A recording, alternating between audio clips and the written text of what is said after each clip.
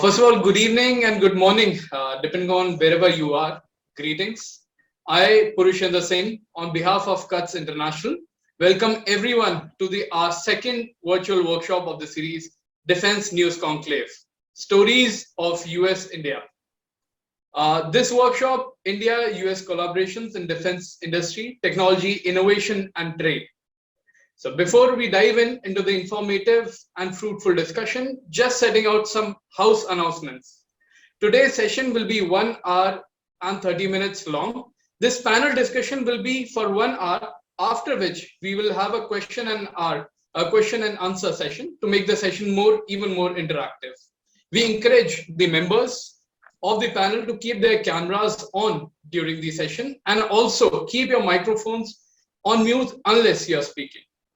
2, this session is being recorded and will be released later on CUTS International YouTube channel. It is encouraged that the audience members post their questions indicating relevant speakers in the chat box to make this session more interactive. With this and further ado, I hand over the reins of the workshop to our moderator, Ms. Sandhya Sharma, Editor, Technology Policy and Foreign Policy, ET Prime, who would introduce our panel and take this workshop forward. Over to you, Sandhya. Thank you so much, Guru. Really appreciate that. Good morning and good evening to everyone who's present from all across the globe here. Today's workshop, which is the second as what Guru talked about, is talking about India-U.S. collaboration in defense industry, technology, innovation, and trade. We have a fantastic panel today joining us from across the globe. We have Richard M. Rossow, Senior Advisor and Wadhwani Chair in U.S. India Policy Studies, Center for Strategic and International Studies. We've got Colonel K.V. Kuber, Director, Aerospace Defense, working with Ernst & Young. And we've got Subimal Bhattacharjee, Independent Consultant on Defense and Cybersecurity and former country head, General Dynamics. Thank you, gentlemen, for being part of this series, the second, which is the India-U.S. Defense and Technology collaboration.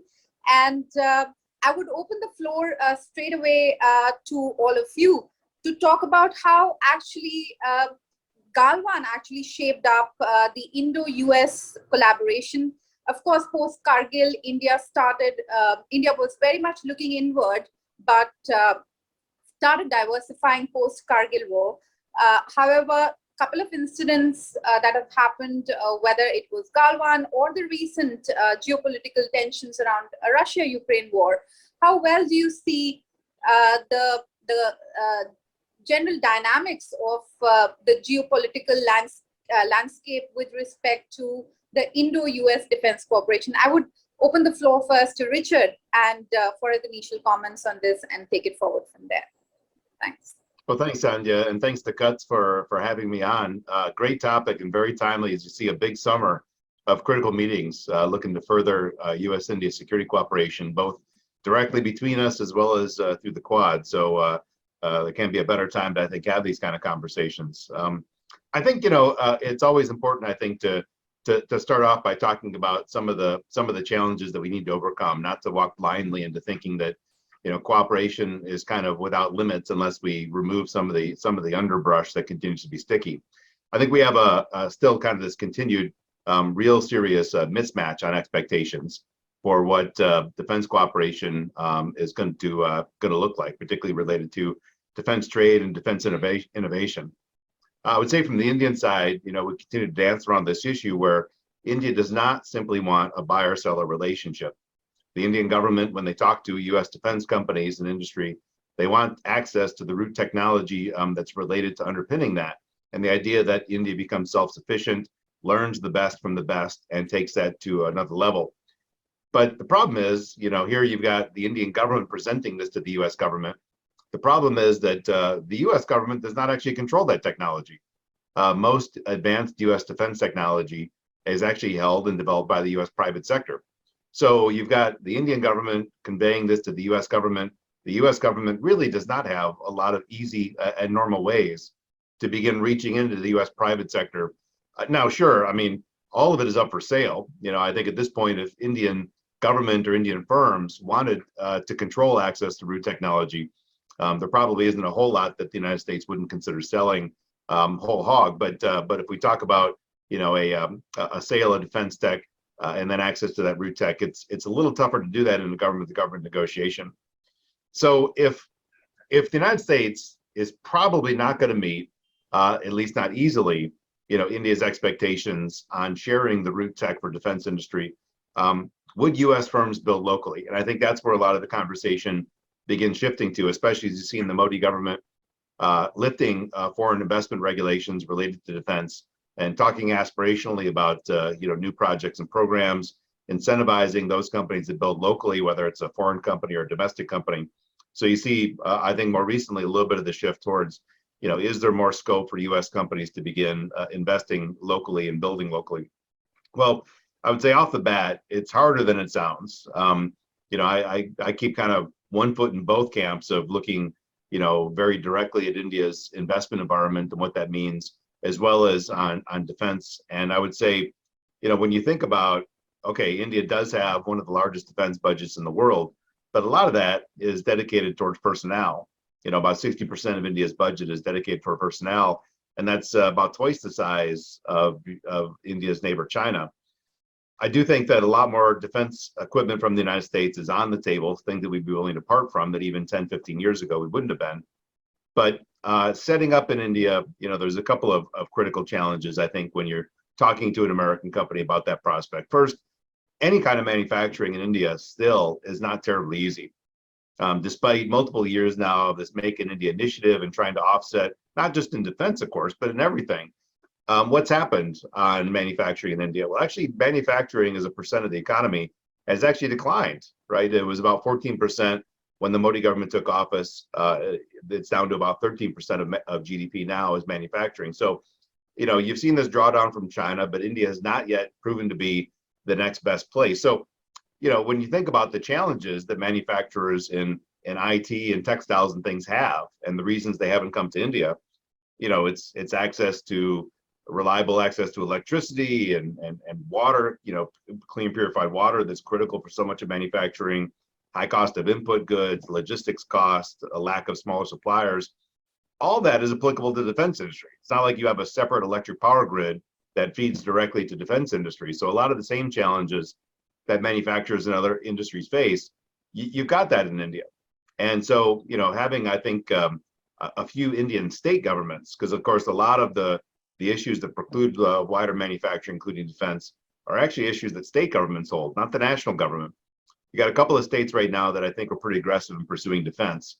But gosh, if you had, 7 or 8 states that were really targeting defense investments rather than just 2 or 3, then I think a certain momentum would begin to build. The second thing is that, the Indian Ministry of Defense is a pretty finicky buyer.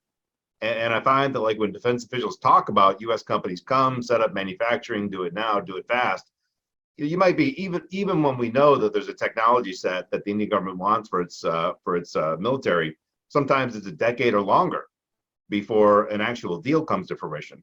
So how would you possibly put up plant property and equipment and hire employees when it might be 10 years before you actually start making something? So I think, more states doing deeper reforms to make the manufacturing ecosystem better, that will be very attractive to U.S. companies to set up.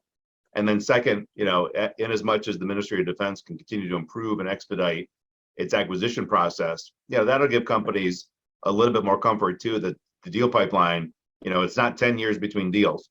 Things are going to move a lot faster. I think those things will be at least as attractive as kind of the top level things of, U.S. government talks with India being nice and cordial, that kind of thing. Now, it's not to say that we haven't tried to jumpstart new areas of defense technology cooperation. Most notably, I think through the Defense Technology and Trade Initiative that was created, about a decade ago during the Obama administration. I mean, this was an attempt to jumpstart where they're trying to get U.S. companies to voluntarily offer critical defense technology to the Indian side for potential co-production and co-manufacturing. But here we are, more than a decade later, and we still don't have any viable projects to show for it. But I wouldn't say give up on DTTI. It's aspirational. I think it sets the bar very high. We've not done this with any other country. There's a dedicated team at the Pentagon, the India Rapid Reaction Cell, moving technology approvals in a way that we don't have with other countries. So I wouldn't say give up on it, but you know, we are always kind of hoping that things will move a little bit faster. The last advice I would have for the U.S. side, you know, is always look for ways to improve trust. If we want the United States to be the defense supplier of choice to India, we've got to make sure that when we got these opportunities to dodge these moments of trust where, you know, we fall a little bit short, we've got to take advantage. And one that I think is really hitting us hard right now is the potential application of sanctions on India under the Countering American Adversaries Through Sanctions Act, India buying the Russian S-400 missile system.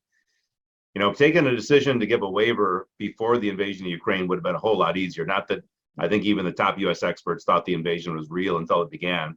But, you know, those moments, I think, when we can get ahead of the curve and actually show India and repeat, you know, this deepening level of trust that we have, rather than waiting for crises before it gets a lot of attention, I think is going to be super crucial. So, number one, watch for the mismatch of expectations. I don't think our conversations are always as realistic as they should be. I think we try to dodge sometimes this mismatch. We need to take it head on and recognize that there are challenges that we face. Getting U.S. firms to build locally, that's going to be success in a lot of the Make in India campaign programs and expediting defense acquisition. And lastly, you know, is again, always focus on trust. This is, again, one of the things that I think the Indian side has with the United States. We need to overcome it. We need to work very hard to make sure that we constantly are looking for ways to build and prove that trust. So I'll leave it at that. Thank you. Thanks, Richard. I think you've put a very pertinent point across on trust, but I would move on to Colonel Kuber to kind of put things in perspective. What really led to this sort of a trust building between US and India at this time? Do you see China as a very critical factor in making sure this relationship sustains? Hi, thank you, Sandhya. Good evening, good morning, everybody here. So I don't want to begin talking about China. I think I'll put it towards the end because China cannot be a factor in the trust between US and America. And if it were so, then I think the trust will never build up because there cannot be a third party which can influence the trust between two parties. So here we are talking about two great democracies. We are talking about the strategic importance of the relationship between India and US. We are talking about the mutual interests in the commercial, geopolitical, and defense space. So what could be the mutual interests of two great democracies, two biggest democracies of the world? That has to be defined. And that is going to be the basis of trust. And no third country, to my mind, can become, even if it's a rogue country, can become a basis of building trust between, no, then your enemy's enemy being a friend is not a very great idea. So I think one of the greatest things that we have is the 2+2, which is bringing together these two countries on various policy issues. And in the prevailing geopolitical backdrop, of course, the cornerstone is, like Rick was mentioning, we talked about the DDTI, and I'm going to talk about it a little later. But then when you started, Sandhya, you talked about, Kargil and how that has shaped up everything. So I was part of the committee, which was, which actually went from India as part of the Jaswant Singh-led committee on the, the Jaswant Singh stroke Talbot talks for prevention, for prevention of Kargil type of situation. And we were in Albuquerque for a few days, and then we were with the State Department for a few days, and we discussed a host of issues. And time and again, one of the issues that always kept coming up was this trust that was mentioned by Rick. And there I would like to talk about the sanctions that were placed, after our nuclear explosion. Do you know that our scientists who were working in the US at that time, our people working on various projects were ill-treated? Their belongings were kept back. They were just sent to the airport with whatever they were wearing at that point in time. Even a pen and paper from them was removed, and all their belongings were shipped or not shipped later. I'm not sure, but that's what happened on sanctions with the US. If that had not happened, we would have had an aircraft better than the F-35 between India and US long ago. The second thing that happened was all these countries which are the allies of Uncle Sam, all our equipment that went there for repairs, for example, UK, for example, somebody else, they all held back that equipment and didn't even give us back our equipment, which we purchased from our money. So that was one particular episode which hangs on as a backdrop sometimes. Well, I think that is past. We want to leave it behind and go forward. Here is what it is when we have to go forward. When you say we want to match our expectations, and we have to match on how we are going to do things in India. So I think we started with this entire new framework of the defense relations in 2005. Then we went on to the Civil Nuclear Agreement of 123. Then we launched a new economical and financial partnership for deeper economic relations in 2010. We signed the Memorandum for Greater Cybersecurity Cooperation in 2011. 2012, the DDTI was established. And here I want to talk about DDTI a little bit. From the US side, it was led by the Undersecretary of the Defense of Acquisition and Sustainment. From the Indian side, it was Secretary of Defense Production. The idea was to speed up the defense technology cooperation between India and US, and a standard operating procedure to harmonize the process was ratified in 2019. Believe me, after 7 years, two great democracies. And buy-sell relationship to transform and transmigrate into a co-development, co-production type of relationship. And towards this end, India went on to even amend our procedures and policies. The DPP, which is the DAP 2020, has introduced a chapter on co-development and co-production and intergovernment agreements. And of course, there are 4 working groups here, which are the land systems, the naval systems, air systems, and aircraft carrier technology cooperation. To say that nothing has happened may not be a very great statement, because some things have happened.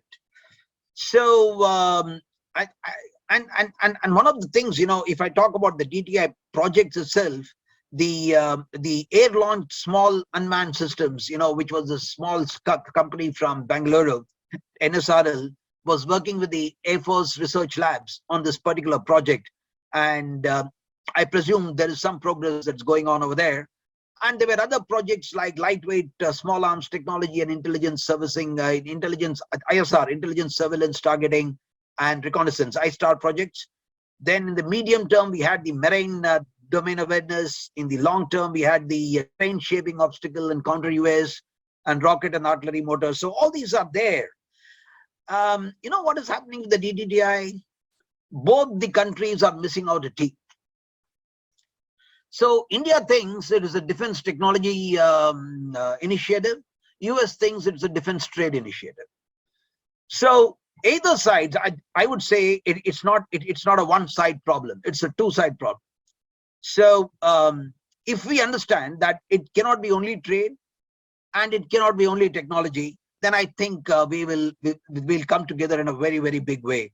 And I've been reading some articles from Captain Vikram Mahajan, some time ago, one of the thinkers on the subject, and he's laid out a few of these projects that have been discussed and happening as part of this whole initiative. We have been recognized as a major defense partner in 2006, but nothing has been laid down as to what privileges one would have. And of course, I believe this has been subsequently codified in the law. And the designation itself, which is unique to India, all that jazz is good. Unique to India, it facilitates trade, but what has happened? Where does the technology come? Other than India buying Chinooks, buying Apaches, buying C-130s, buying. So we've been buying. We have shown a hand. And it's now time for US to step back on the ITAR and, talk of India as the major defense partner, talk of India in terms of co-development and co-production. A lot is happening from the company side. Companies like Boeing, Lockheed are doing an excellent job. If you see the Tata Lockheed JV out there, and if you see these, so they are very good companies, very good examples.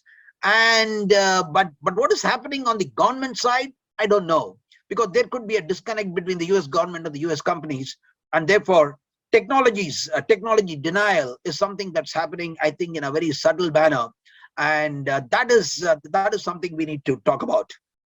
We have the LIMOA in place, the Logistics Exchange Memorandum. I know the US designated the Indo-Pacific Command in 2018, STA status 1 and in August 18, and then we had the COMCASA in September. Then the Senate cleared the proposal to bring India at par with the NATO allies. We had the ISA in 2019. We had the BICA. We had the Quad.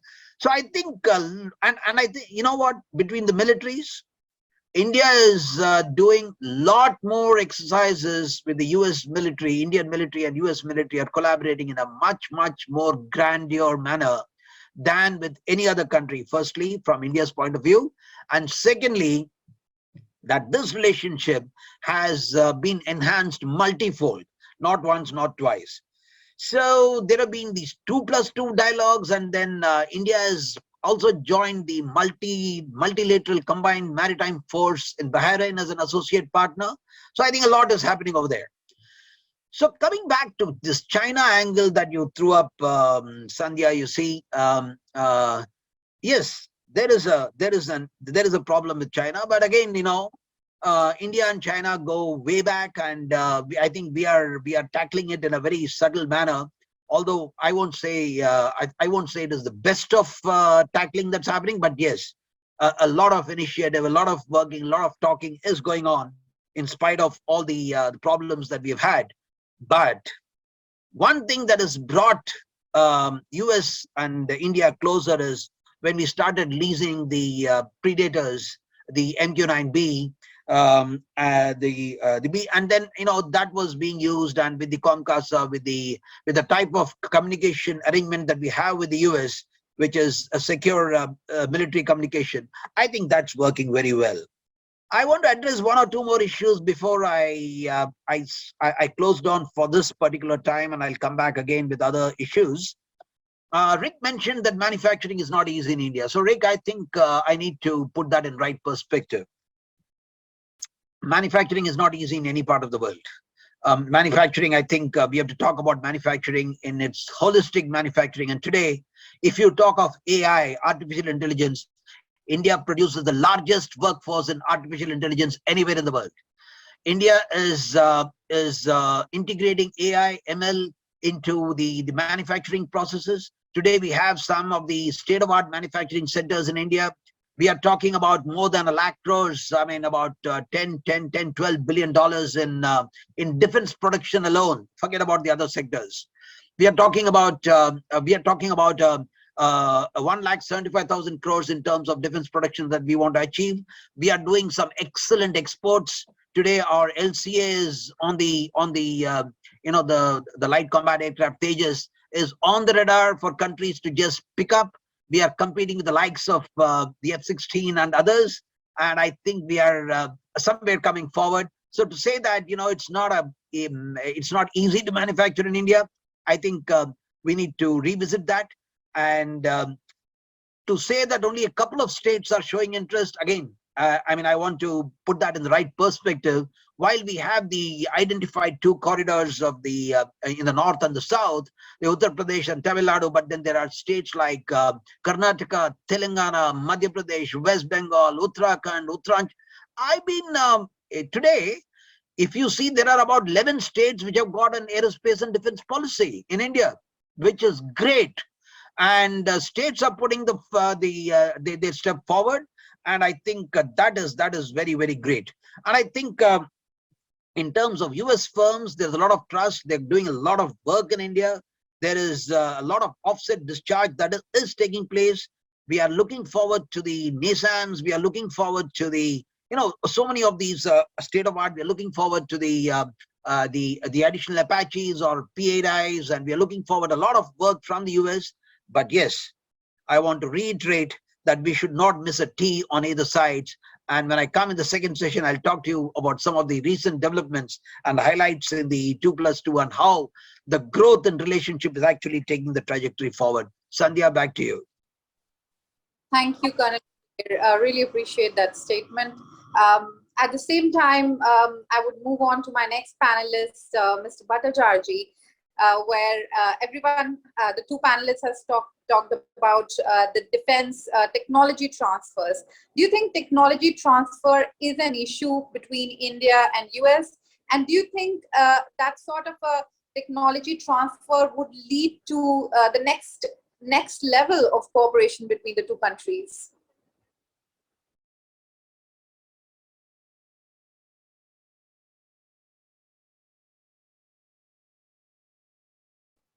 Thank you, Sandhya. I think two of my distinguished panelists have laid out the ground very well about where everything stands. And that's where also the answer to the question that you have put me also lies.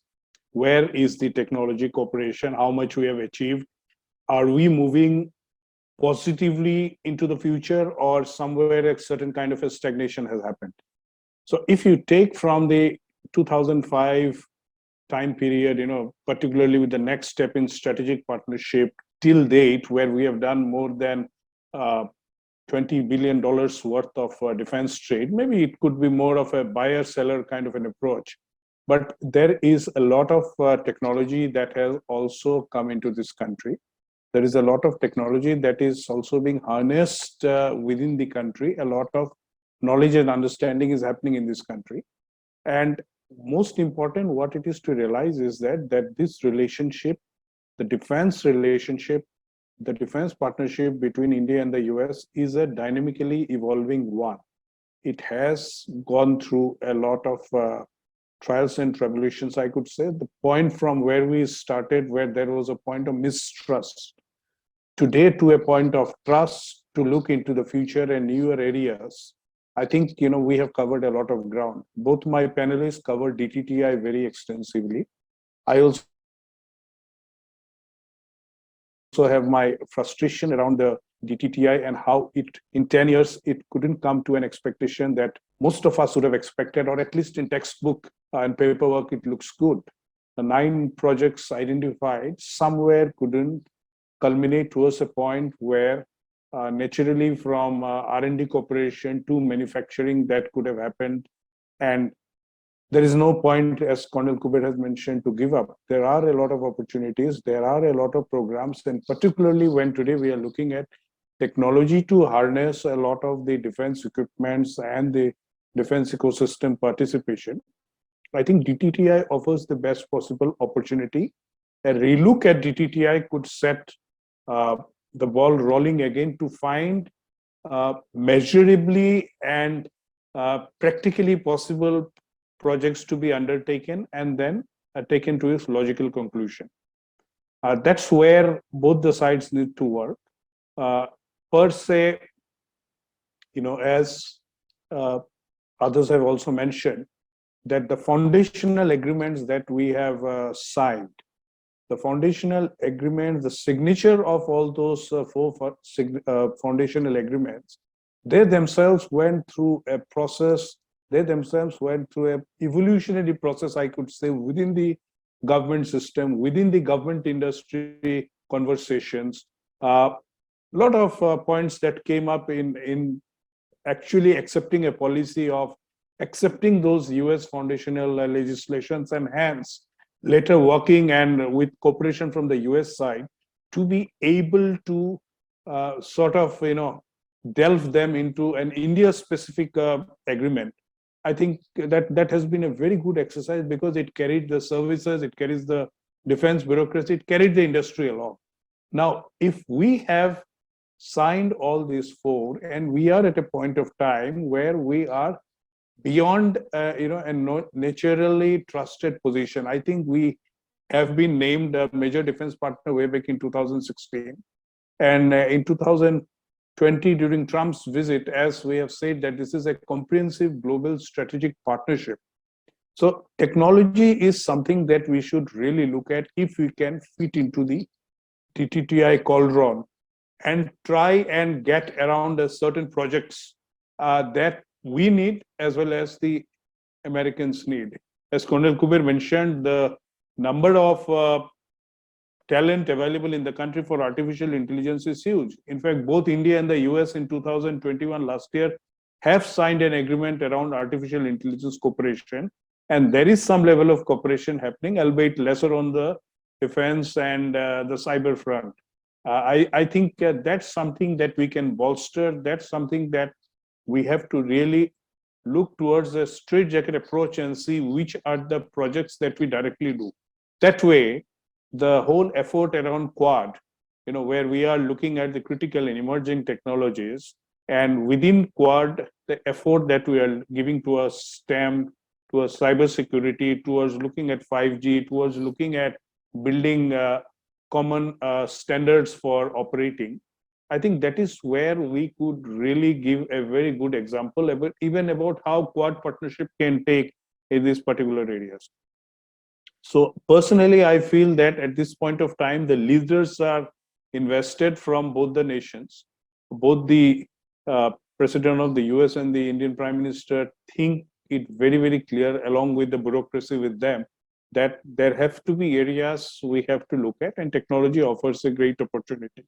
So I think, as I've said earlier, we have to specify programs and get it into the DDTI system and see and monitor that it progresses to a point where we can make this successful. Because beyond DDTI, I think DDTI is quite comprehensive, to factor in a lot of things, where even the technology transfer regime could become far much easier, far much more accommodating.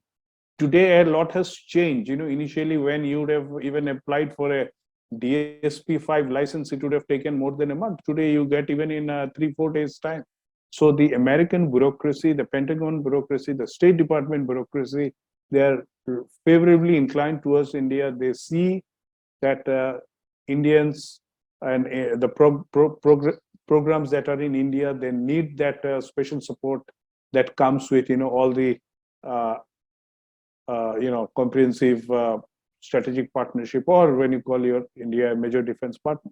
So I think that happens from that side. I think our bureaucracy understands that America is the best bet, in this point of time, when we have a world which is still very, very going towards a kind of an unstable scenario.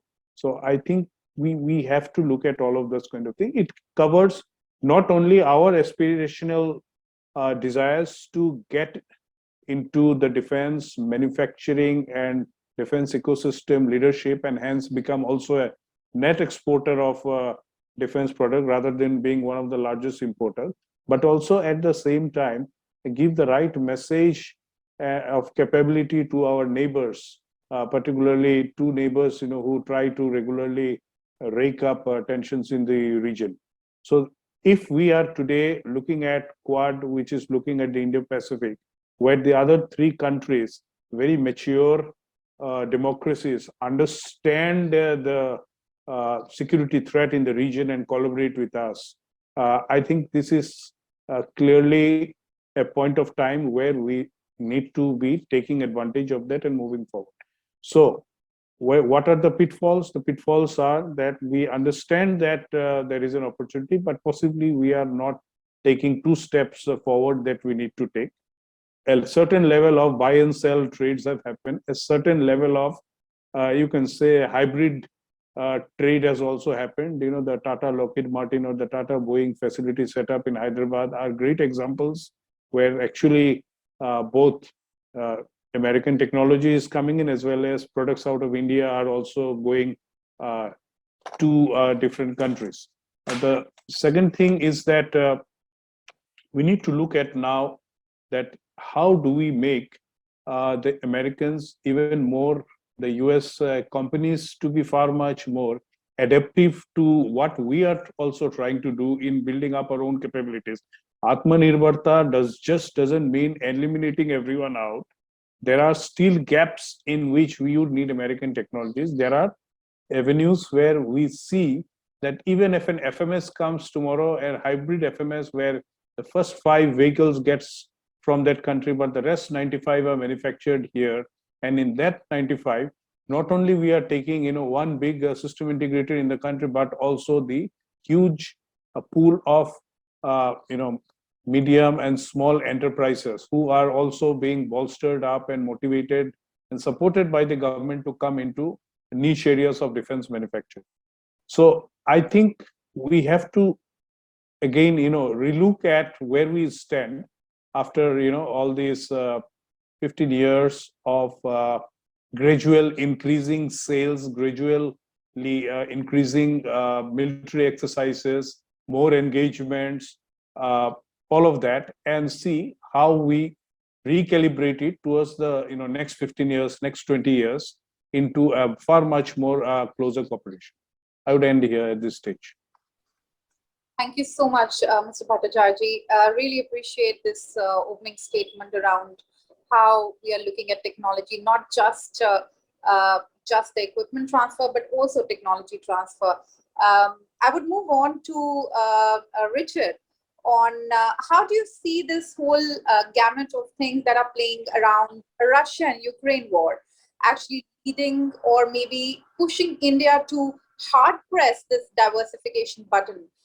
Do you see this is going to help India move from its non-aligned policy? Do you also see this is going to be a win-win for both India and US in the days to come? It's hard to say a win-win. I would say, overall, I think a lot of folks in the DC policy environment are you hear a lot of voices of disappointment about India not taking a stiffer position on Russia vis-a-vis the invasion of Ukraine, wanting to see something stronger, the UN votes, things like that. I wouldn't put myself in that camp, but I'd say by and large, there's a lot of very loud voices that are kind of positioning that way. And you even heard senior officials from the Biden administration, I think, that were echoing, similar sentiments in the days leading up to the recent 2+2. And in fact, I think the water had gotten so choppy in how DC was communicating on India's position on Russia that the president himself had to initiate a conversation directly with Prime Minister Modi just ahead of the 2+2, to say, yes, we'd like to see India gravitating further away, but we weren't going to sever the relationship based on this one issue. It still is a hot debate in this town. And I think, your foreign minister's initial comments about India's new oil buys and that kind of stuff, far less than what Europe was doing at the time, were true. But by the end of this year, that's not going to be true. India will be one of the largest oil importers. You see new deals on fertilizers and things like that. So I think I think some of these frictions, I think we're in a pretty good place right now. But as the year goes on and Europe continues to draw away from Russia as a supplier of energy and other things, India's new relationships and deepening in other areas are going to stick out a little bit more. So I don't think we're quite through the chop on this yet. But so far, the administration has chosen, to plunge in deeper directly with India and specifically through the Quad. I do think, for India, it's going to cause an acceleration of a transition away from Russia. I don't know that it's necessarily because of the ideology issue of the invasion and that kind of stuff. India, much like the United States, are more than happy working with countries that others may not like when it suits us. That's not so very different. I think that the reason that you may see an acceleration is because, when you start looking at some of the details on what goes into Russian equipment, the inability for Russia to keep its own supply chains moving to produce the kinds of equipment that India might want to buy. Buying a lot of the critical parts, motors and gears and stuff from European suppliers. Some of the supply chains run through Ukraine, so you can bet Ukraine's not going to have a lot of defense exports to Russia for military equipment anymore. So, indirectly, I think programs that India was looking to buy from Russia may be just simply a lot harder, for Russia to be able to produce at the level they were doing before. So I think we're in a pretty good place. I think both countries realize China continues to be the one strategic threat that pulls us together. It's big enough, it's growing, it's only going to get bigger in the future, and that keeps the momentum alive, even when we got a little bit of choppiness in the water that we do right now. But I don't think we can yet say that we sort of write off Russia as one of those issues that's causing this divide, because again, India expanding its relationship with Russia in the middle of this war, it gets kind of buried because it still is relatively small compared to Russia, compared to the rest of Europe. But that's going to change over the course of the year. So I would just say we got to kind of put a pin in that and see where things light out, later in this year as things begin to evolve, Sandhya.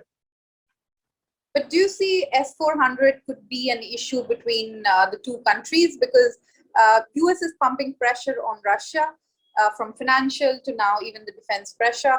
Do you see S-400 is something where things could get choppy between India and US? I would say probably 4 or 5 months ago, if you asked me the question, on the heels of the invasion, and even the months before the invasion, there was a sense in DC that, well, we could make these sanctions because the way the program works. There's a list of 12 sanctions. If we apply sanctions, you got to choose 5. And if you look at the sanctions, you can make it pinpricks. But still, when you put the word sanction on India, you can't walk that back, even if the actual impact of the sanctions is relatively modest. So I was a little worried that, even before the invasion, having sanctioned a NATO ally in Turkey because of buying the same system, albeit Turkey's moving in a different direction, but our military cooperation in a lot of ways with Turkey is still at a different level, a much deeper level than it is with India, actual operational joint operations and things like that. So you can't offset just because, we may not be favorable to our Erdogan, that, sanctioning Turkey is no applicable to India. There's a lot of folks in the United States still say, Turkey's an ally. If we sanction them, how can we not sanction a country like India that's not an ally and doesn't contribute to the big fights the United States has been involved in recent years? But after the invasion, I was even more concerned about the application of sanctions. But right now, I think I'm less concerned only because, even though you haven't seen a formal determination by the United States, the fact that you're having these leader level summits, minister level summits so regularly, putting new ideas and new things on the ground, deepening cooperation, there's clear intent. Both sides recognize sanctions, even if the actual sanctions were pinpricks, putting the word sanction on the relationship would be devastating, for some period of time. So the fact that I think that both sides are coming to the table, even post-invasion, and engaging at the leader level, shows intent that we're not going to let cats of sanctions get in the way. So I think, because, as you rightly point out, Sandhya, the impetus in Washington is behind deepening pressure on Russia. They're kind of kicking the can down the road, not choosing to make a determination publicly on sanctions. But you see in practice, it looks like the administration, at least at this point, has the intent to try to move around this and not use this as kind of a severance, at least for a period in security relations. So I'm not as worried right now about cats of sanctions being, the separator between the countries. Right. Thank you so much, Richard. There, Atmanirbhar. I think that's the pitch. That's a slogan that the Indian government is talking about, and India, or even the collaboration with any other country, India is very pertinent about Make in India. So I would like the comments of Richard again, on starting with Richard, to get a sense, is Make in India something that US is a bit worried about? Russia actually makes a lot of equipment here in India.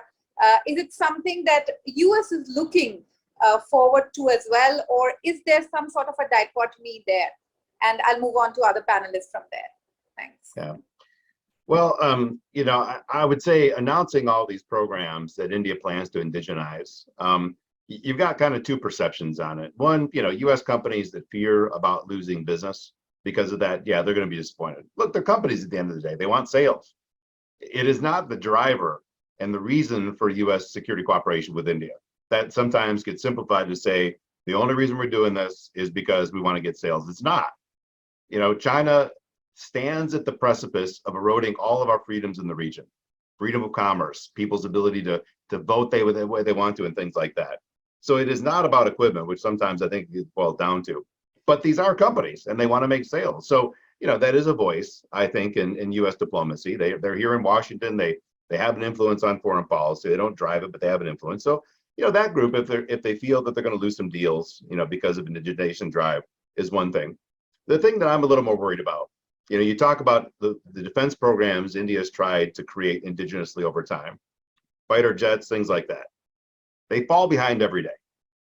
So when you think about the threats that are running at India at full speed right now, your border threat, your maritime threat, losing, potentially air dominance around the region. When you think about these threats, is India's indigenization program going to create programs faster than what China is doing right now?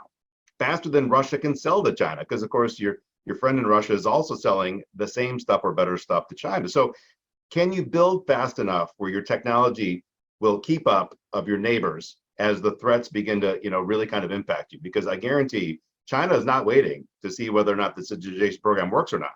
And in fact, if they fear that it's catching success, they may be interested in pushing the envelope. So my own thinking is, indigenization makes a lot of sense in those areas where India is closer to the frontier, areas where India has a strategic threat. That means you've got to put all your money on certain threats that you're going to face that, the Lockheeds and the Boeings probably aren't focused on as much. Go to the areas where you're most likely to achieve dominance. In fact, there's kind of three loops, I guess, if I was thinking about this as a planner for indigenization. Areas where you're closer to the frontier on the high end, areas where you've got specific threats where you need to double down your resources, and areas that have a big global market. If you were to pick technology areas for defense production that pass those three, then I think India has a great chance in winning and being a global success. If you're trying to compete with the F-35 and build your own fighters and that kind of stuff, it's a lot harder. And I don't think the threats are going to wait for that. But there's a huge market for a lot of the product areas where India, is, I think, a little bit closer to the threshold for. So I'm excited to see what happens for it. So we'll see, Sandhya. Great, brilliant perspective on that. I would like to move on to Kuber on if he really agrees with what Richard said, and does he think that there is still a dichotomy between India and U.S. on the whole Atmanirbhar campaign that the Modi government has run? Okay, so it is Richard versus Kuber. Okay, fine. So Rick, good. I mean, I totally agree with whatever he says. There's nothing to disagree. The question is, when you talk of Atmanirbharta, we are not against anybody else. See, you compare the policy of Atmanirbharta with Katsa. Katsa is what? Whom I don't like, you will not go and buy. Is that a good policy? I mean, if you don't like, you deal with it. How are you forcing somebody else? I mean, we are not going and forcing ourselves on somebody else. We are only saying we want to be self-reliant. We want to be self-sufficient. We have been a country that was dominating the world about 400 years ago, either in terms of trade or in terms of technology or in terms of anything that you want to take. The largest ship ever made was not known to mankind when India made it. So we were at the pinnacle of technology and innovation and manufacturing at a point in time.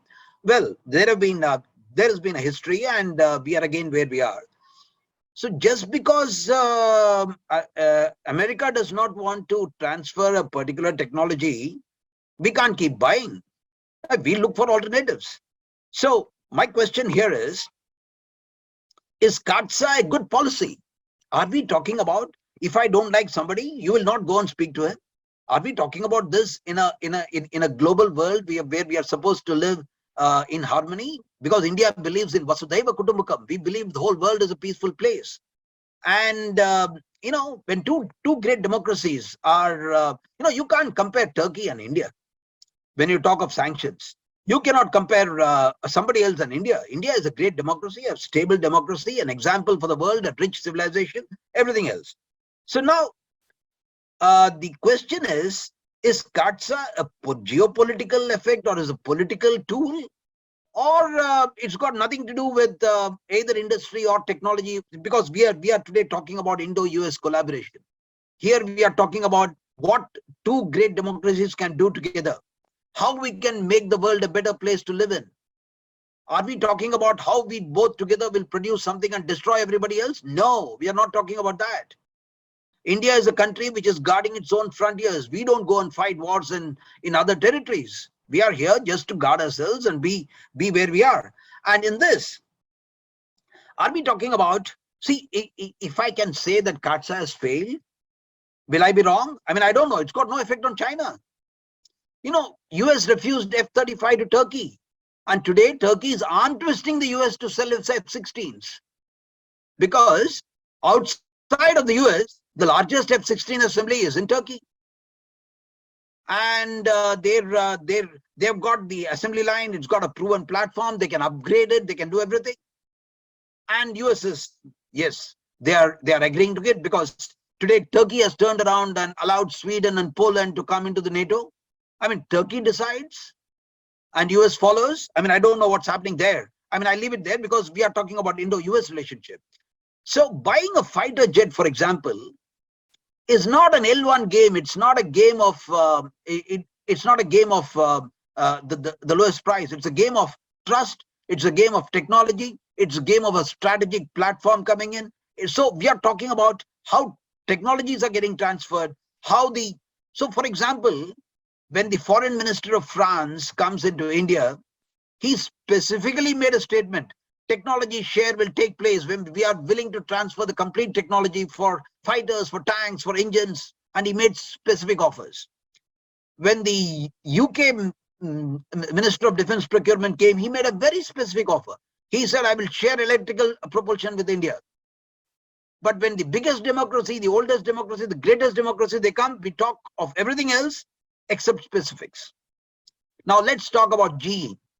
When we had an advanced, when we are having an advanced discussion on one side with Rolls-Royce, the other side with Safran, GE has thrown the hat in the ring. They said, even we want to come and do your engines for AMCA.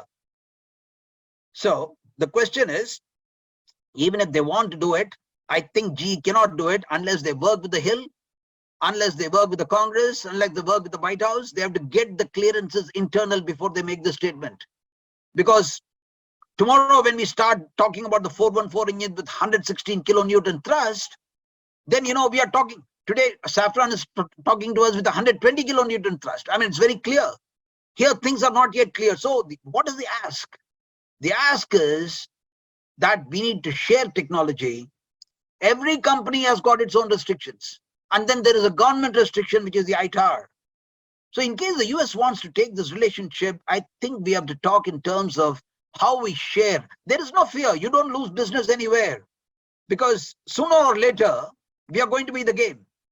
It's only a question of time. Today, if Philippines wants to buy the BrahMos, well, that's an example. Russia came, we had this collaboration, we had the BrahMos, one of the best weapon systems in the world. You talked about the S-400 and we are asking US whether we should buy S-400. But if we want an air defense system, we've been asking for it for the last 20 years. US made no offer. We go and buy from Russia and US says you can't buy. I mean, does it happen like this? So, you know, we talked about the Javelin. We talked about, you know, was the Javelin ever offered earlier with technology? Today we have our own ATGM. We have developed our own man-portable ATGM today. So let us say again, DDTI is a beautiful platform. It can decide projects that we can work together. The Indian procedures have been modified to suit the DDTI, and are we willing to take it forward is the question. So Indonesia, let's say what happened and why it happened in Indonesia. Typical inventory of Russian fighters. There was a threat of Katsa. What does the US say? You don't buy from Russia. We will approve sale for you. We will do a pre-approval sale of F-15 to you. Is it good enough? What did France do? They undercut the F-15 and sold the Rafales. But what did the US do? US said, very good. As far as we are concerned, we have weaned off Russia. So Boeing may be unhappy, but the US government is happy. Is that okay? Is it about anti-Russia? Is it about pro-industry? Is it about anti-somebody else, or is it about two countries, two great democracies working together? I think we need to get our focus over there. And I think the decisions we have been telling, we've been telling the world today. I mean, you talked about Ukraine war and whether somebody else is happy with us or not. Sooner or later, Sandhya, they will have to be happy. India follows its own position. Sweden has moved away from an independent position and they are wanting to ally with the NATO. I think India is still holding ground on an independent foreign policy, and it has earned a great amount of respect in the world today. The way we have orchestrated the foreign policy along with military diplomacy, port calls, and US has announced the I2U2. What, as late as 15 June, we are talking about I2U2. India, Israel, US and UAE. US defense officials come, they visit the Tata Lockheed Martin facility in India. Lynchdale Ford, the Deputy Assistant Secretary. General Atomics is looking at aligning with India for the MQ-9s. U.S. has announced a $500 million aid through one of their defense finance companies to make those investments in India, maybe in the corridors, maybe with some Indian companies. Boeing is pitching for Apaches. We have signed incentive agreements to boost U.S. investment in key sectors. The Quad has opened up. We are talking about $50 billion. The Indo-U.S. ties in cyberspace domains, that's where contemporary technologies, India is in the lead. U.S. has got the technology, but it's a combination of hardware, software, brainware, and we dominate on two fronts over there on the software and the brainware. U.S. has got the hardware. I think we need to get this together. IIT Madras has teamed up with GE. Boeing is F-18 Super Hornet begins test on the Indian aircraft carrier. They've done it. It's done very well.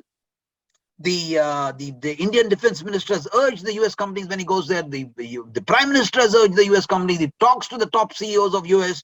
He goes there. He talks. He spends time, invests with them, and reaches out to them. We have amended our policies. So I think I think a lot of water's flown, and I think we can do much better. And Atmanirbharta is a great policy. Yes, with not in isolation, but as Vasudhaiva Kutumbakam.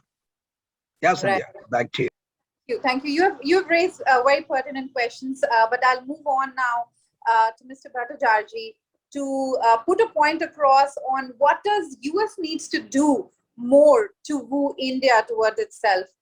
We obviously discussed on technology, trust, some of these issues that we have chatted about, but where do you see US needs to do more, and do you think there's also a room for improvement for India to move a step ahead to collaborate with US on defense? Surely, I think it's a very nice question. Definitely, the US needs to do its homework as India needs to do. And from the US point, they have to appreciate the fact that India needs technology.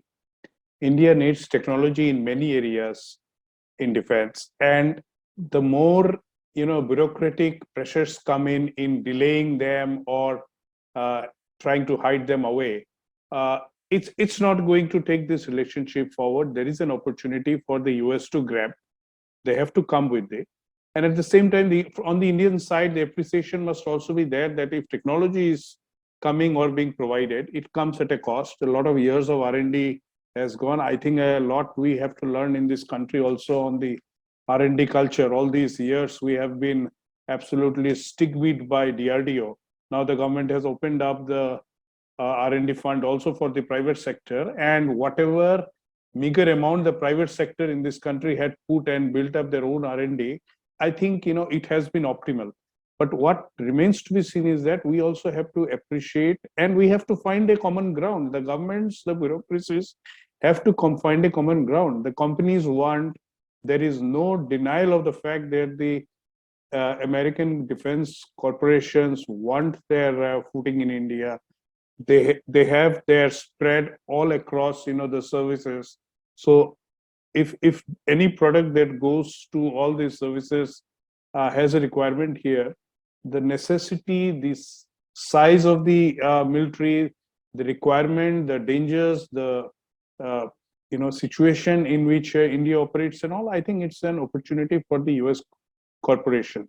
So that whole ecosystem from the American side, it has to work. And here it has to be appreciated and a common ground has to be found out. I think some examples have been set. The joint ventures that have set up, they are now manufacturing, they are showing that this is possible. So why not only remain to the big guys, come also to the small niche companies, the MSMEs also, to be able to find their own space. And that's where we can move forward. The Americans also, besides understanding India's requirement for technology, also have to understand about how our democracy also works here, in terms of decision making and everything. Yes, in many cases, many programs get delayed. They are announced, they go through the motions, get cancelled, come again. Then these frustrations are up here. But what also remains is that there is a very clear, well laid out process in which an acquisition happens here. So they have to bid their time, they have to understand that and appreciate their local partners about how they weighed them through that process. From the Indian side, the respect for what the Americans also see through in their, the bureaucratic structure they have, the processes that they have. It's a very well laid out process, and we have appreciated it and we have followed it, when we signed the foundational agreements. But there remains the opportunity to find specific programs. I still feel, to the point of repetition, that DDTI offers a great scope. We identify, 5-6 good programs and particularly work on them and make it possible. And that's where we also play our bureaucracy and see, that they don't become bottlenecks and they remain facilitators. There is no reason that we need to be, going around the world if we are able to get this technology. Much has happened, much can happen, and that is where it has to be appreciated from both the sides. And as someone, as you are also someone who advocates technology, understands the advantage of technology, so do I. And I can say here that I think today, when through Quad we are looking at the critical and emerging technologies, I think this is something that we both, the bilateral relationship should show this forward. For example, when we are talking about the principles of technology, design, development, and use, I think this is an area that we can really work. We worked a lot on 5G. I think that was a great area. But at the same time, on 5G, even within our country, we did some great job that the indigenous developed technology is something that the Americans can tomorrow take and push it in their country or many other geographies. Similarly, the dialogues on critical technology supply chain, that's very, very important. We both realize the criticality of that. We know that, that there are rogue countries that look to put in bugs and all kinds of, backdoor traps. And that's where a commonly evolved supply chain monitoring mechanism, I think, is very, very important. That's where, again, we can work on. So, you can go on. Technology today offers these two countries a great scope to be shaping together. We have the best of the resources. Americans have already worked on the processes and all. So if we both match them together and work around a DDTI approach, I think we can achieve much more than possibly we are seeing right now. Right. Thank you so much, Mr. Bhattacharjee, for this comment. And I would like to also kind of touch upon you've talked about 5G and India's standards as well. Do you see that 5G is also going to be one of the critical technologies where India and US would collaborate in the future? Of course, India has banned a range of Chinese apps. At the same time, India is looking at ensuring that 5G also is a trusted source network. So do you see that narrative which is going on in the Quad? All the Quad members are talking about it as part of a secure network. Do you see that is going to be the hallmark of the two countries' participation? Anyone can also talk, and I would also like Mr. Bhattacharjee to comment on that. Okay, I'll go first and then I leave it to the other two distinguished panelists. See, I think this is something that we are talking with the Americans right from the beginning. The messages that they send through their actions around Hawaii and others, and the discussions that we have been having with them, and the offer also from the American side, their 5G technology. I think that was an indication where we started much early.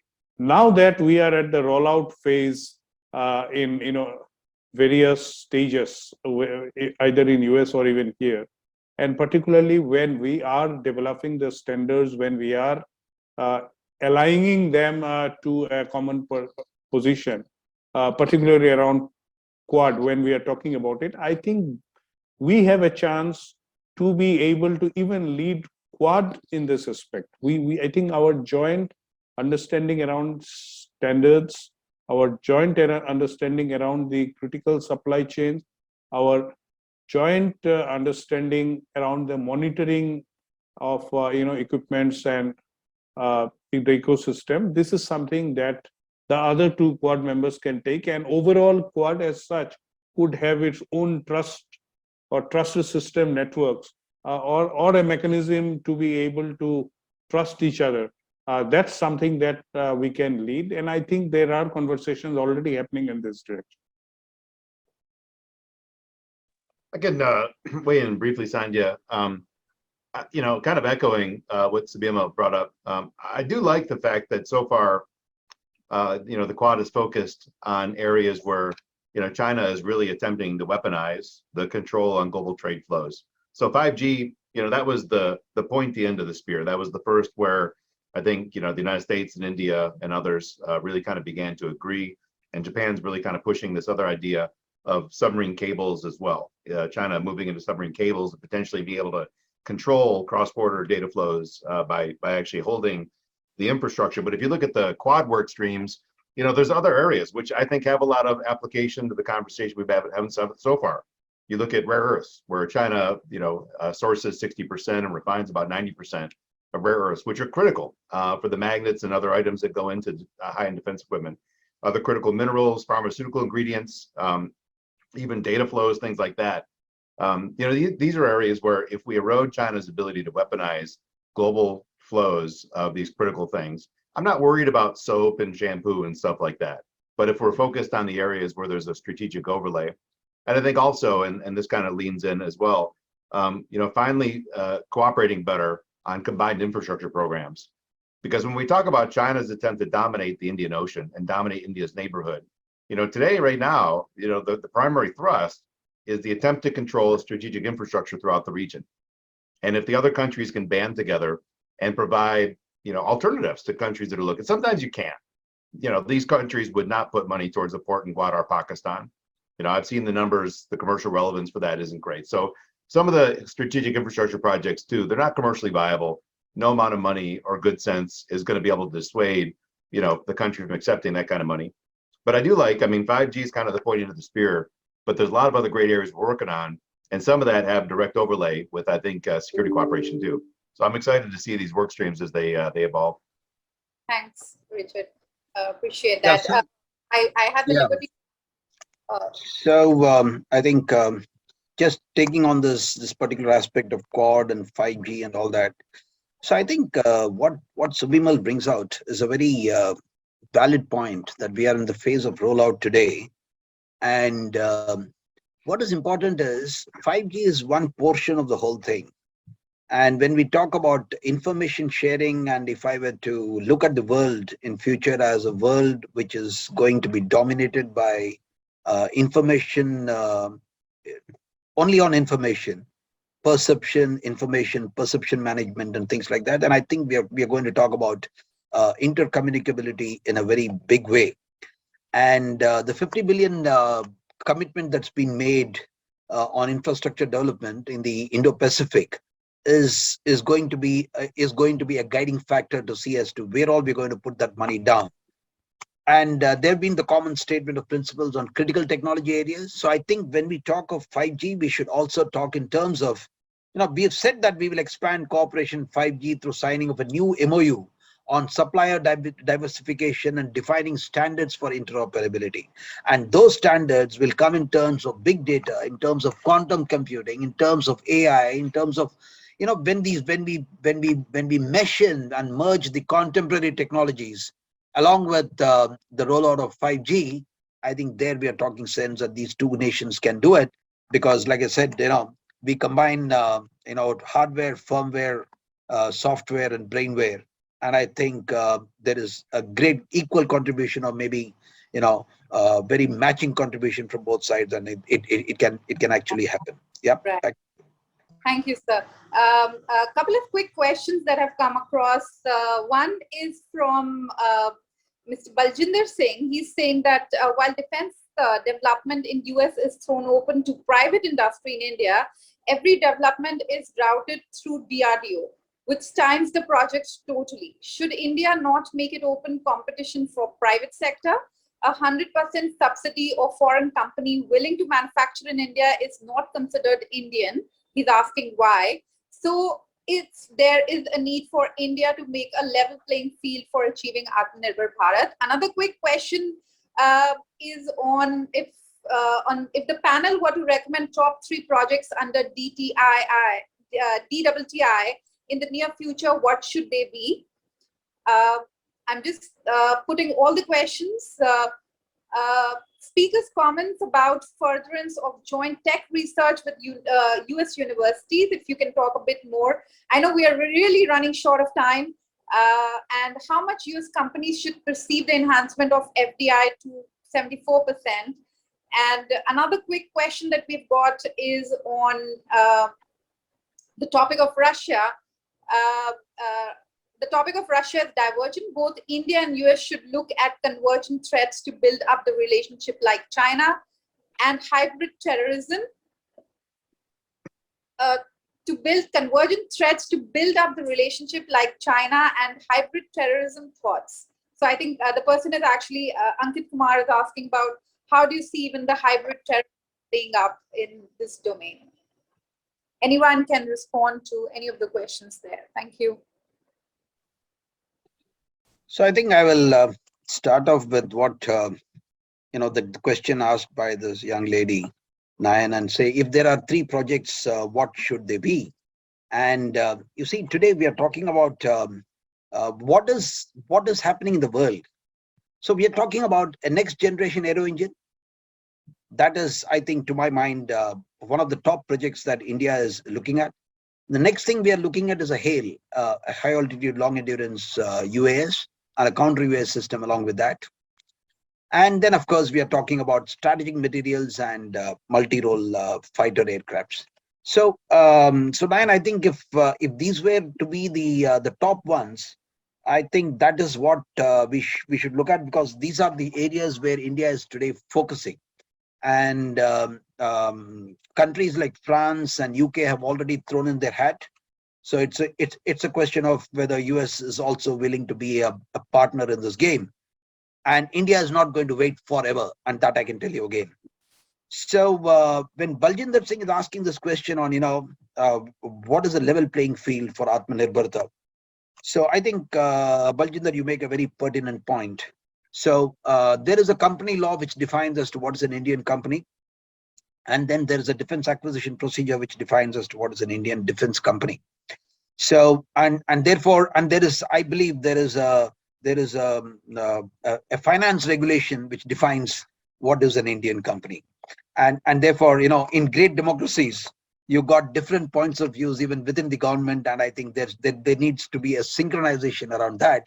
And I very much appreciate your point to say, it's not a question of 100% subsidiary.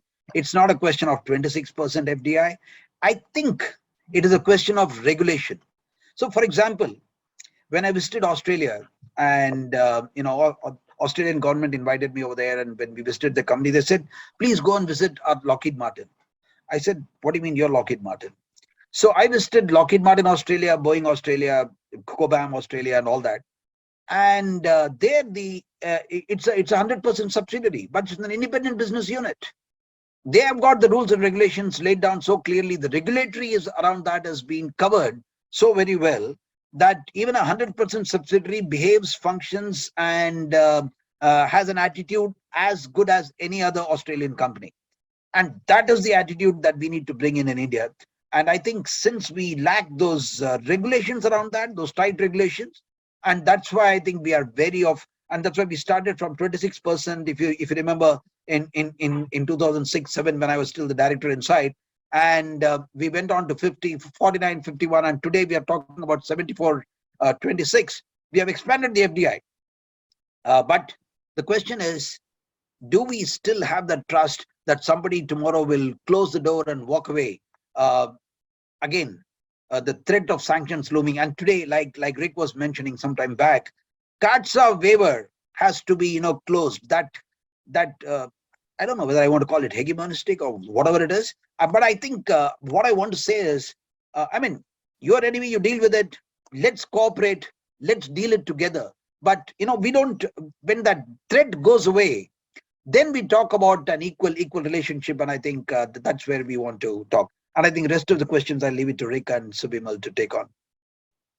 Rick, yeah, you can maybe respond on how US companies perceive the enhancement of FDI to 74% and the other one on DRDO, if you would like to. And Subimal. I would say, and Subimal, of course, he actually, was in U.S. industry recently, but I think it's a feather in the cap. It's helpful to see the FDI caps increase, but the things I mentioned before, the deal pipeline is still so slow that you wouldn't put those facilities in, as aggressively as otherwise. And again, India's electric power grids, everybody on this call knows, they're up and down. Companies face issues, high cost of electricity, influx. So a lot of those other issues are still there. So it's helpful. There are other headwinds, but you do see, at least at the national level, trying to break those down. And something that I think Colonel Kuber brought up before about the small business ecosystem is really, really important. I love the other element that was brought up by Anya Agarhotri on college cooperation, university research cooperation, because frankly, again, U.S. companies are not going to want to give up that tech. They invested in it, and unless India is going to pay for that, they're not going to want to just give it up at some, but building the route together, in this Quad Fellows program where we're actually bringing researchers together to look at the next big wave. That to me is pretty exciting. It is putting seeds that may not gestate for quite some time, but I think at the end of the day, there's a lot more chance of real joint cooperation of tech if we start where the core research begins, rather than trying to fast forward it and expecting a company that spent all that money and decades to build something just to kind of hand the keys over. So the college thing I like quite a bit. DDTI, I'll mention briefly. There's one that I've been banging on for quite some time, and this kind of gets to the aspirational work streams we've set up, like the Aircraft Carrier Working Group. I would love to see a working group created looking at port security and surveillance. Similar to the Aircraft Carrier Working Group, where the United States agrees to kind of offer up the entire kitty of technologies that we've got. India is looking to expand places like Andaman and Nicobar Islands, the ability to secure ports, but also use them as surveillance points. We all agree that's something critical. And as we have shared ability to watch, sub movements and above ocean movements. So I think, copying something they did with aircraft carriers on port security and surveillance, to me, is one of the next things I'd like to work on, because that's an area that I think we all have a high degree of comfort and a real interest in sharing intelligence, and it kind of becomes a precursor to all kinds of other areas of cooperation. So I'll throw that one on the table. It's big, it's aspirational, but could be a lot of fun. Subimal? Well, Rick, you and Colonel Kuber, I personally think that in DTTI, since we have already gone with the big ones in the last 3 rounds that we saw, but we could go nowhere. So possibly we should start with something very, very small and possibly a subcomponent of, something, say, for example, HAIL, Colonel Kuber mentioned, maybe something just within there, or something within the aircraft engine part. Somewhere we have to make it successful. Somewhere we have to see that it happens. So maybe something around cyber, I would say, a joint cybersecurity related engine, that's able to sort of, protect network, something like that. One of them remains. And of course, within the larger platform-based system, some aspect of it, make it successful, and then build more on top of it. That's how I would see. So to answer Nayan Nag's question, if there are 3 things, I would think we should go for 3 small things. Number 2, should India make it open competition for private sector when it comes to DRDO and the research part? I think the government has made an effort to, give its R&D money also to the private guys. I think somewhere DRDO has to be competitive to the private guys also. Many of the private companies today have come up to certain scale in this country, are bidding for big programs and having back-end work already happening.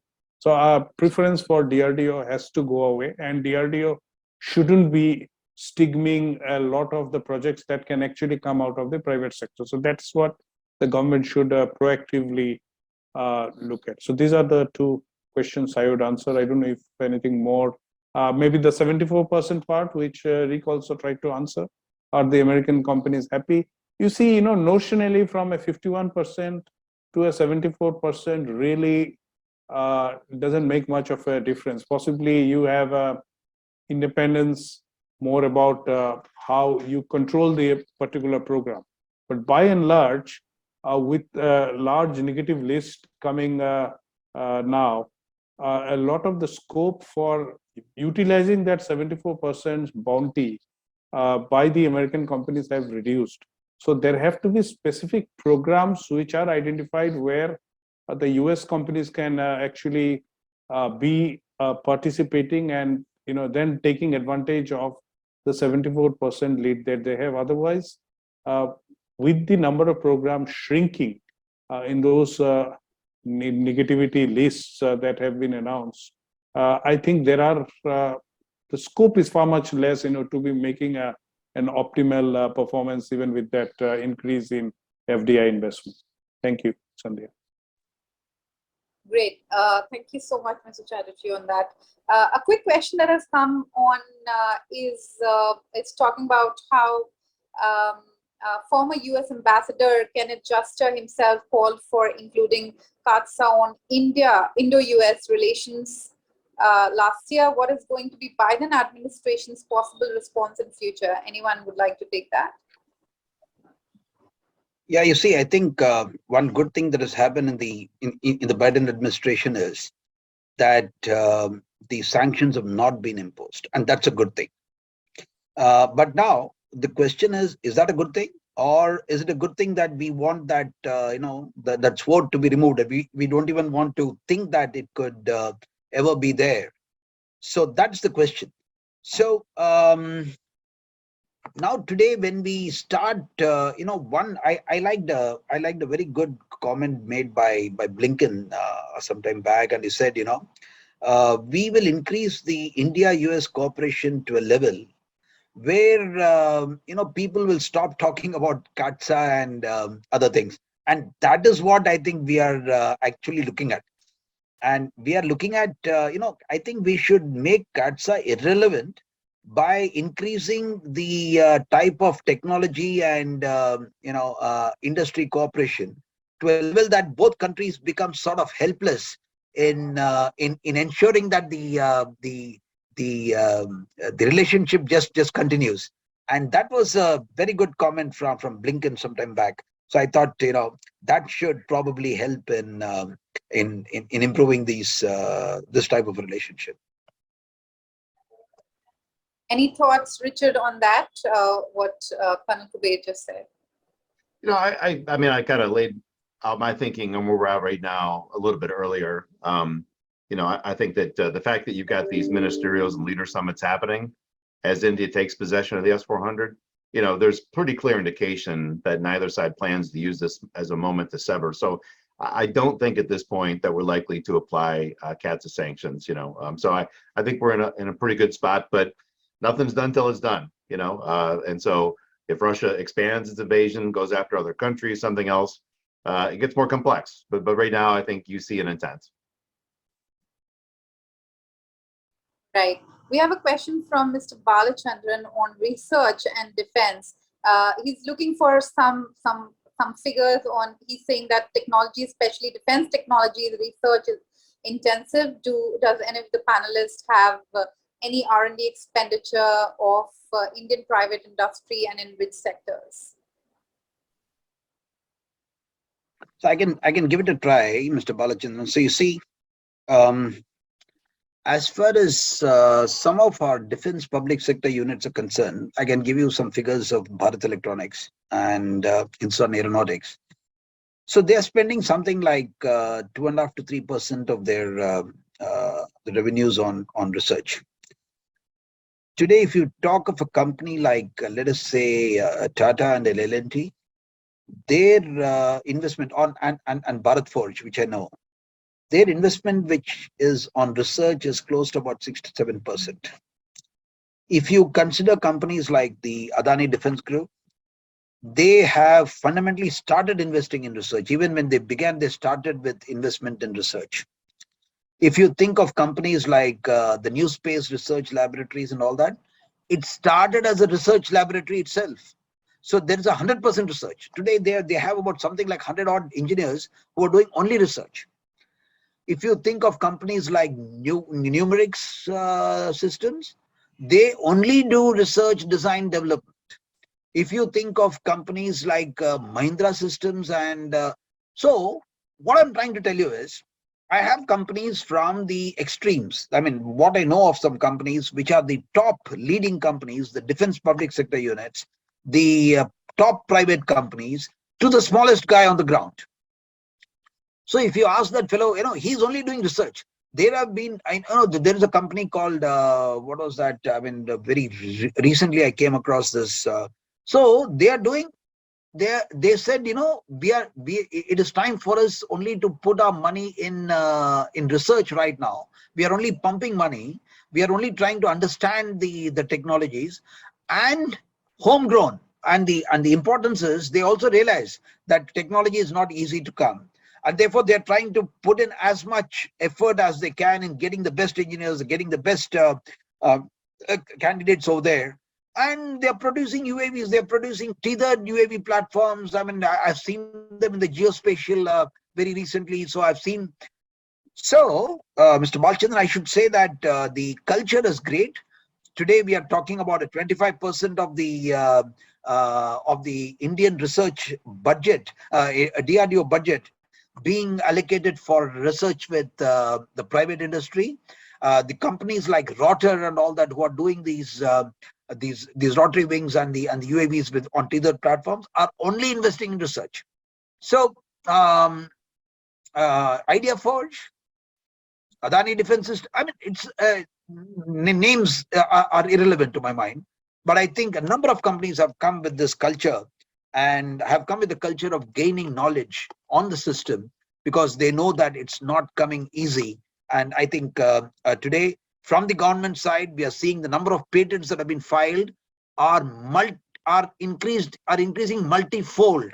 So, for example, if there were only about 60 patents in 2010, we are already talking in terms of 400, 500 patents that are getting filed.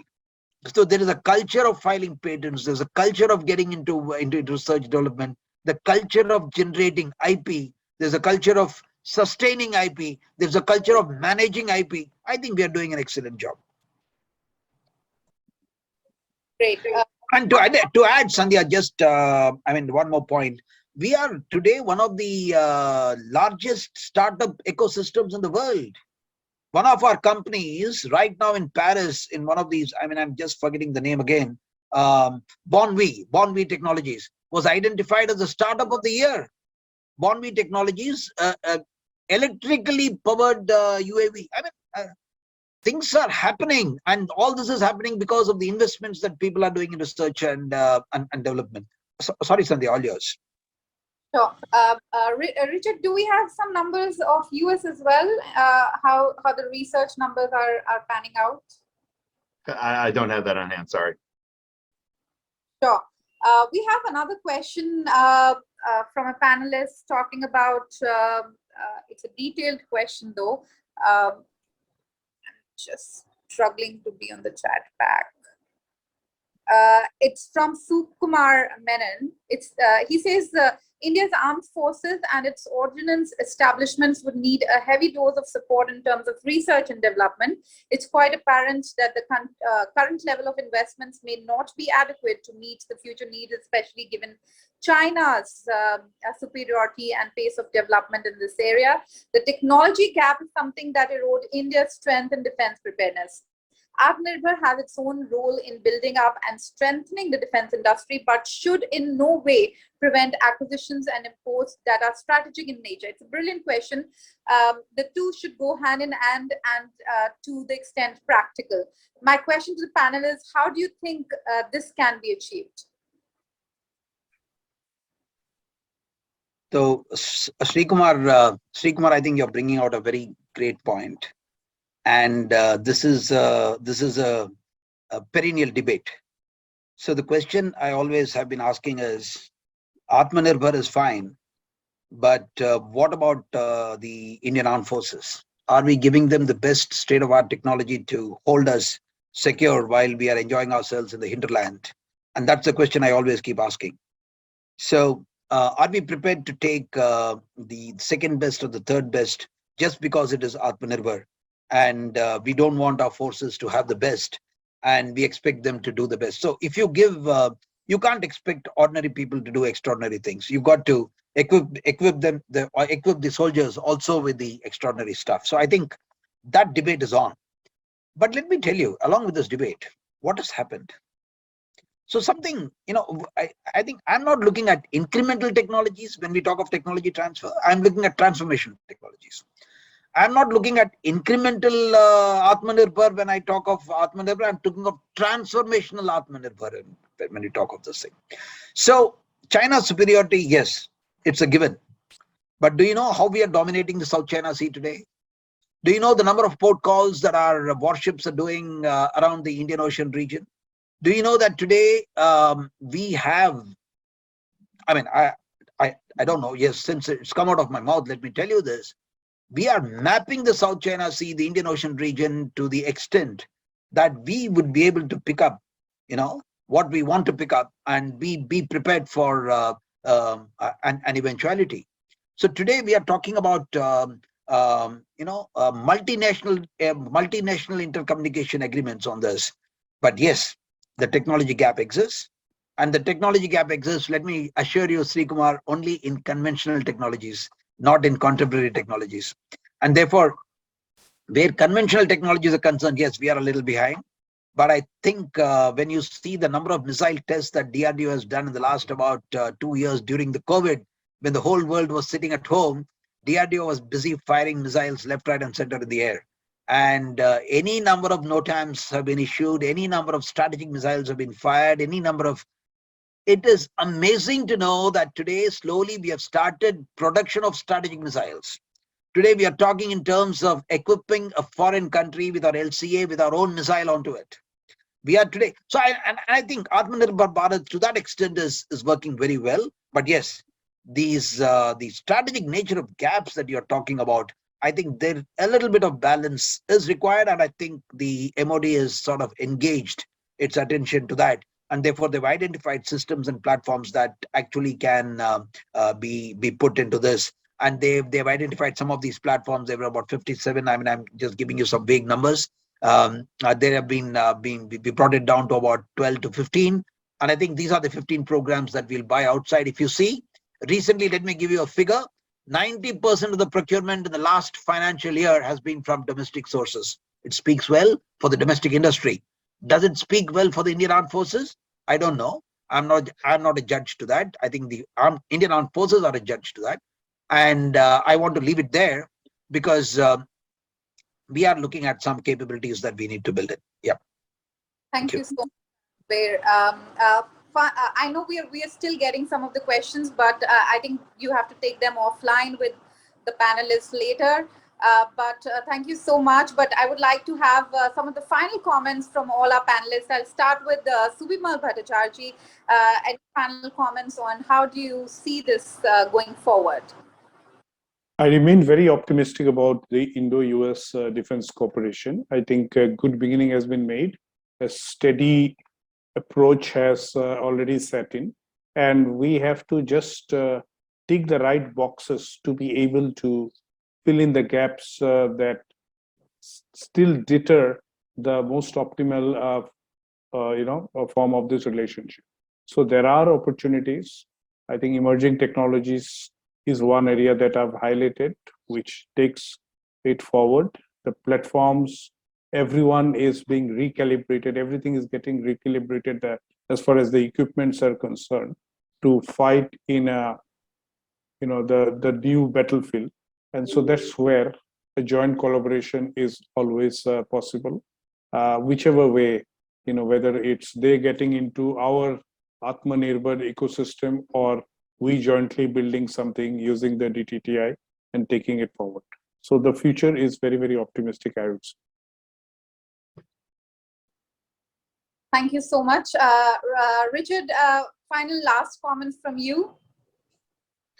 Well, the two things I think that underpin everything, and we'll get it right if we have trust, and if I think we do a better job about digging in more deeply on the shared threats. Once we talk about in the 20-year horizon, what are the threats India is going to face in its neighborhood? What are the gaps? Can India combat them themselves? Where do they need help at? I still think we're not quite there on having that complete perspective on shared. There still is not enough attention, I think, by U.S. policymakers on the threats India faces in the Indian Ocean region. And I think for Indian policymakers, there's a little bit gap in terms of the 20-year horizon on the specific threats that the country may face and where the technology gaps kind of exist. I think if we get shared threat perception and we build trust, I think the rest of these items we talked about today are going to fall into place relatively easily. Great, thank you.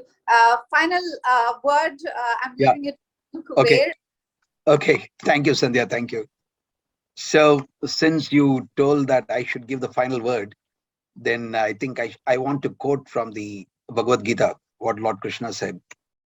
So Lord Krishna tells Arjuna, Traigunya Vishya Veda Nitraigunya Bhavarjuna. These three gunas, the Sattva guna, the Tama guna, and the Raja guna. He says, rise above these three gunas and make them irrelevant. So I think what Blinken says makes a lot of sense to me. Let us bring this defense cooperation between the two countries to a level where these senators who come out with such funny ideas like CATSA and all that, they become irrelevant by themselves. I think a very wonderful question was raised in the chat box by Ramatavle, and I know Colonel Ramatavle because he is one of the experts in CBR and technologies world over, and he's a doctorate in CBR. And when he raises the question of should we also cover research, defense, security studies, university, he's talking like a scholar.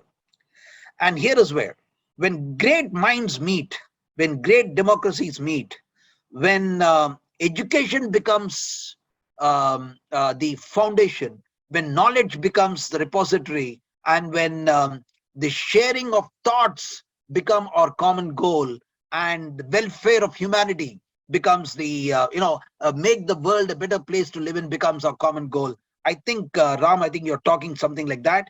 And I think we should encourage a lot of interaction between universities, between students, between think tanks, and that puts in a foundation for the industry to interact in a more interactive manner. And all these senators who come out with Katsa, Putsa, and all that will become absolutely irrelevant. And Sandhya, thank you very much with that comment. Thank you. Thank you. I think brilliant thoughts and quoting from Bhagavad Gita eventually. But I definitely want to thank all the brilliant panelists today, three gentlemen who were actually brilliant on the conversation and domain experts. I thank Cuts for hosting this, and I hope you all really enjoyed it, and we'll take back something from there. There'll be more conferences and webinars to follow.